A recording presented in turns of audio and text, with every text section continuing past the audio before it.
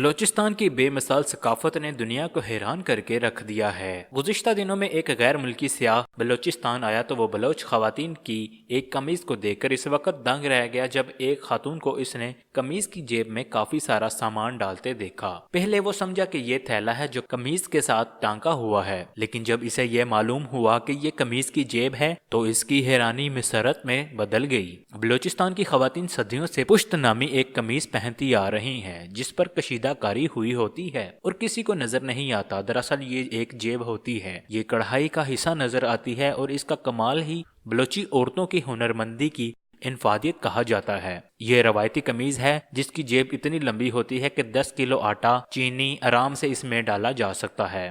دلچسپ بات یہ ہے کہ اس جیب کو بنانے کے لیے کم از کم 2 ماہ لگ جاتے ہیں، جبکہ اس کی کشیدہ کاری میں بہت محنت صرف کی جاتی ہے۔ یہ کشیدہ کاری دنیا میں سب سے مہنگی اور سب سے زیادہ وقت طلب ہے۔ بلوچستان میں تو اس کی قیمت 10,000 ہے، لیکن دوسرے شہروں میں اس کی مالیت لاکھ روپے ہوتی ہے۔ بلوچستان میں آج بھی لڑکیاں اس کشیدہ کاری کے ساتھ قمیض شوق سے پہنتی ہیں، خاص کر کے بلوچستان کی یونیورسٹی کی طالبات میں اس روایتی قمیض کا شوق پیدا ہو رہا ہے۔ مزید بہترین ویڈیوز کے لیے ہمارے چینل کو سبسکرائب کریں اور بیل کے بٹن کو دبانا نہ بھولیں۔ شکریہ۔